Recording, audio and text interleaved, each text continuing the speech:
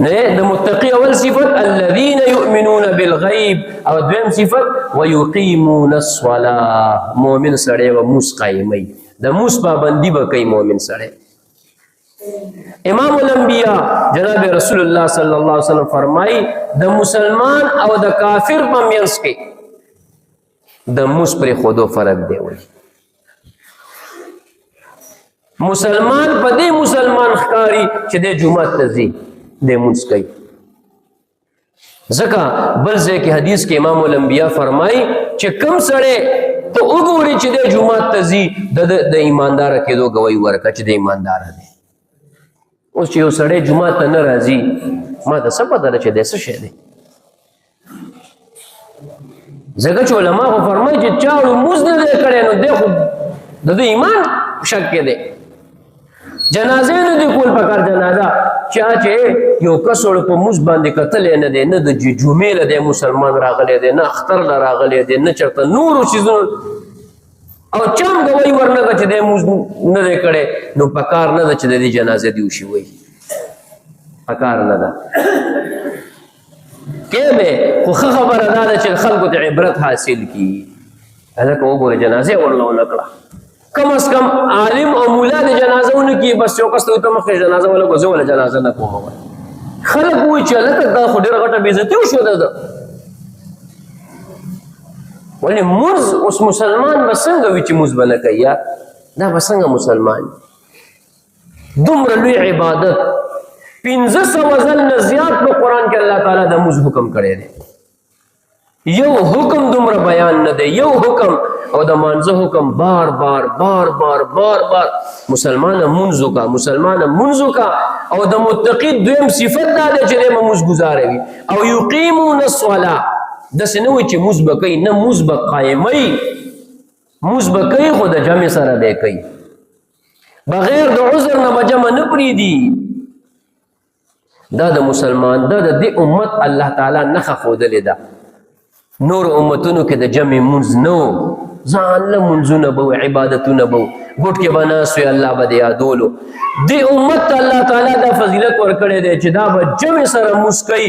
دا به ښیي چې مونږ ټول یو یو، دا به اجتماعیت ښیي، دا به یووالی ښیي، او دا به یو طرف ته مونځ کوي. د دوی قبله او د دوی دین او ایمان او اسلام د دوی یو دی. دا به ښیي دا امت.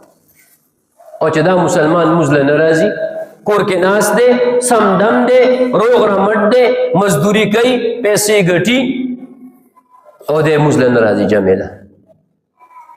نو امام احمد ابن حنبل رحمت الله علیه فرمایي چې قاضي دی حکم وکړي چې سر دې ووخي دی ظالم نه وي. دا واجب القتل دی، د سر وال پکار دی چې دی مونځ نه کوي قصدن. وسوچ وکړه. امام شافعي رحمت الله علیه فرمایي دی مسلمان نه دی، دا کافر دی چې مونځ نه کوي. هسې بیسه معمولي خو مېلمه سره ناست وم یاره بس والله به جمع له رانه راځه. که مېلمه دله څه ویل چې مونځ نه مزه، مېلمه خو مسلمان و، مېلمه به د لاس نه راډیو راځه مېلمه دواړه مونځ وکړو که نه. دله ښه خبره ده چې مېلمه به مونځ وکړي، ته به مونځ وکړي. هغه هم پته ولګېده چې دی غټ بېلمازه دی. ولې جمع وشوه، دم نه دی کړی، مام نه دی کړی، دواړه بس. څومره د افسوس خبره ده، څومره د خفګان خبره ده. د اختر په منځونو کې جومات ډکي، د جمعې په مونځ کې جومات ډکي، کوم ځای نه دا خلک راغلل؟ ښه نو که حیران به پاتې شي. بهرنۍ به دله پکې ډېر کم ښکاره شي که چېرته چا کار مېلمانه راغلي. نه ټول. او اختر کې خو اختر مونځ کې خو وي ټول خپل، مېلمانه خو وروسته راځي. مېلمانه خو چې مونځ مونځو کې هر څه برابر کړي، چای مې اوس کې ښه مزېدار د غرمې مازدیګر او غټ اختر کې خو بیا دویم درېیم ورځ باندې راځي. ټول خلک چې ناست دي لاندې هم جومات ډک دی او بر هم جومات ډک دی. دا کوم ځای نه دا خلک راغلل جي؟ دا هم د دې محلې خلک دي. او الله تعالی خو په دې خوشحالېږي چې کله اذان وشي. جناب رسول الله صلی الله علیه وسلم فرمایي الجفا کل الجفا، ظالم دی او ډېر لوی ظالم دی دا سړی. قیل من یا رسول الله، ای د الله پیغمبره دا څوک دومره لوی ظالم دی؟ قال من سمع النداء فلم يجب. دونو جهانو سردار فرمایي څوک چې د اذان आवाज ووري جومات ته نه ځي دا ډېر لوی ظالم دی. وایي د ظلم وکړو، ظلم د الله رب العزت طرف نه حکم وشو چې جومات ته راځه او دی رانغی.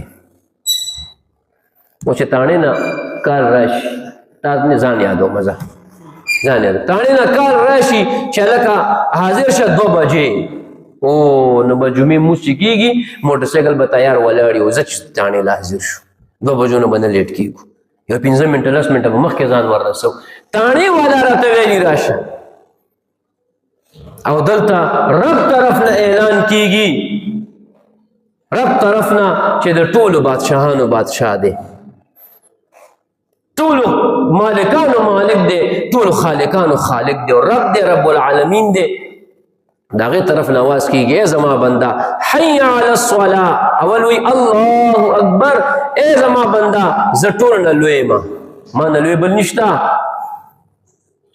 ما نه لوی نشته ته چې کوم کار کې لګیا دا در ما درکړی دی دا زما طرف نه دی ته چې په کوم څیز کې لګیا زما نه لوی بل څوک نشته دی زه ټول نه لوی یم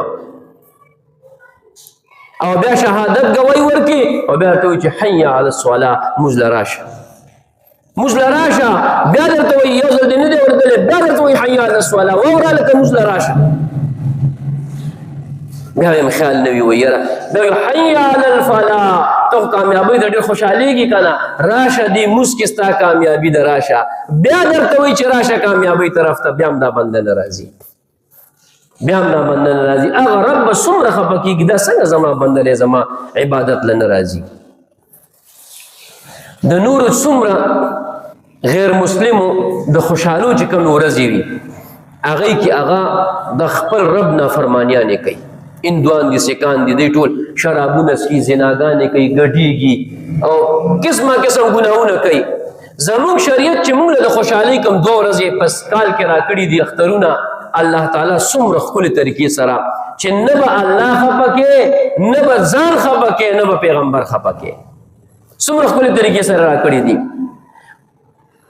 هغه خلک خپل رب خفه کي خپل مشر کشر خفه کي خپل رب العالمین خفه کي او مونږ ته الله تعالی د وړوکې اختر ورځ او د غټ اختر ورځ راکړه نور ورځو باندې 15 ځل جومات ته راځي دغه د خوشحالۍ په ورځ به 6 ځل جومات ته راځي سبحان الله څو ځل به راځي او نور ځل زه درته اواز کوم چې حی علی الصلاة حی علی الفلاح الله اکبر زه درته په خپل اواز کوم زما طرف نه اواز کېږي راشه خو دا ستا د خوشحالۍ ورځ د بغیر د اواز نه به جومات ته راځي بغیر زما د دعوت نه به جومات ته راځي ځکه چې زما بنده ما پیدا کړی ځکه چې ستا زما نه بغیر بل اسره نشته دی ستا زما نه بغیر بله اسره نشته دی نو د مؤمن متقي دویم صفت څه شی دی